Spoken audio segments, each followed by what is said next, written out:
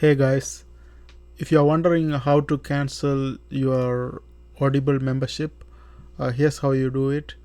So whichever the country you are in, you go to that site. Like since I'm in Canada, I had to go to Amazon.ca.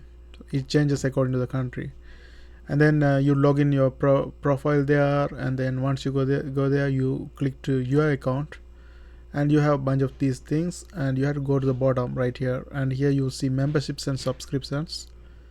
Click this one and it will show all the subscription you currently have. So I have Amazon Prime and I have Audible membership, but I don't use the Audible membership much, so I need to cancel that one. But the thing is, if you cancel, the credits will be gone. I have like 4 credits to use, so I paused this one for 3 months, and then I can cancel, because in the 3 months I may use the credits. So to cancel that one, uh, change plan doesn't cancel that. You have to go to the next one, Audible settings, and here they will ask like you can cancel the membership or do whatever you want. You can pause or cancel or whatever it is.